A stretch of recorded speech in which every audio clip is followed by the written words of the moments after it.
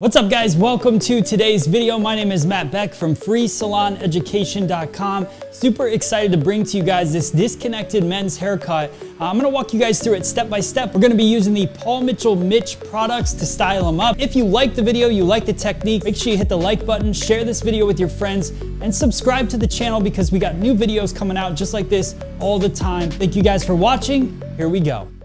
Welcome to the video guys. Today I'm going to be sharing with you how to create a slightly disconnected textured haircut on my model Jacques using scissors as my main tool of choice. So first things first, I assess the hairline, assess the cowlick area, really just see the growth patterns in his hair, and then I start executing the cut using a scissor over comb technique. Now the basics of scissor over comb is to keep that steady blade on the bone of the comb or the bottom of the comb, and then just run that comb up the head, trying to stay as consistent as you can.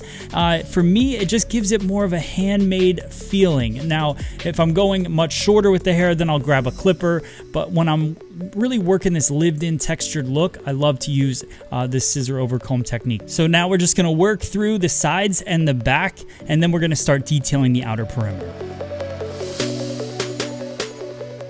All right, so now we're gonna work that outer perimeter edge. So a little tip for this, I'm using my T-trimmer, and I just take the straps down on the mask, and I have the guest hold the mask just for a couple seconds while I work around it. Now, if you're watching this video later and we don't have to wear masks anymore, congratulations. But if you're watching this and you needed a little tip on that, just have the guest hold it right there so it stays secure, but then you can work through it. Another little tip is working the hairline. You see that I kind of work the comb down to get my line in my head, and then I work and draw that line with the trimmer, and then I clean everything up from that point. So this just works really well for me. So you'll see it happen again.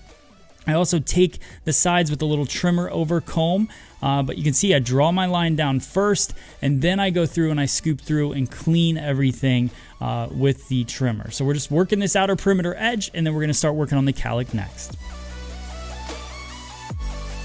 All right, so now that we have finished the perimeter, we're gonna move on to the top. What I like to do here is separate the front and back right at that cowlick area where that swirl is, and pivot off of that using pie-shaped sections. I'm also gonna be creating a round horizontal line. And then another tip here is to point cut rather than blunt cut, because that'll allow the hair to fall softer, especially in these unruly areas. All right, so we're just gonna finish up. We're gonna work our way around the head shape, and then we're gonna move on to the front half of the head.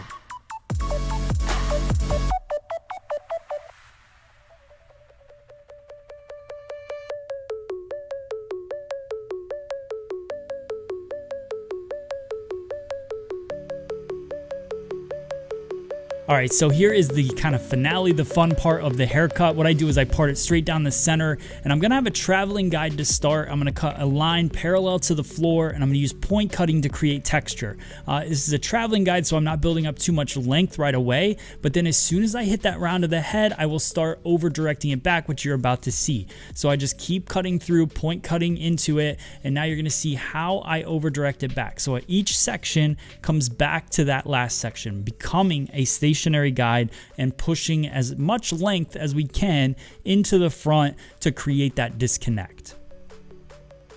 Now we're going to do the same thing on the left-hand side, working our way through. Here's a little top view for you guys, just to see it a little bit better. Know that my fingers are cutting parallel to the floor, and I'm working my way through this same exact way.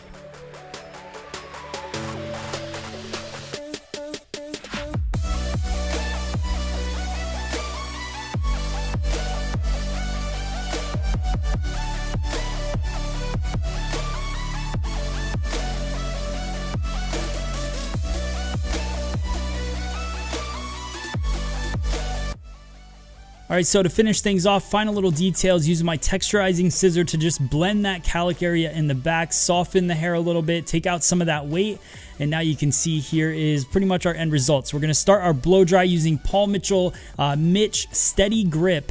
This has got a nice firm hold to it, but it doesn't get crunchy, which I really, really like. So I put that in the hair to get some control, gain control within my blow dry. I'll work that through, and then I'll use a final product to style it at the very end. So we just work that through using the Paul Mitchell Neuro blow dryer, my 413 brush, just working the hair up, using that heat to kind of elevate or create volume in the top of the hair. And then once I get the hair dry, then I can start putting my second product in, which is Mitch Clean Cut. This is my all-time favorite product, guys. Gives a nice little shine, but also nice medium hold. Got a lot of grip to the hair, showcases that texture that we put into the cut. So I just work that through the hair and really finalize that style. You can see the disconnect, see that length that we put into the front of the haircut. It's just super cool. He looks good. Jaquez is feeling good. So I hope you guys like this video. Let me know in the comments below what you think. Thanks for watching.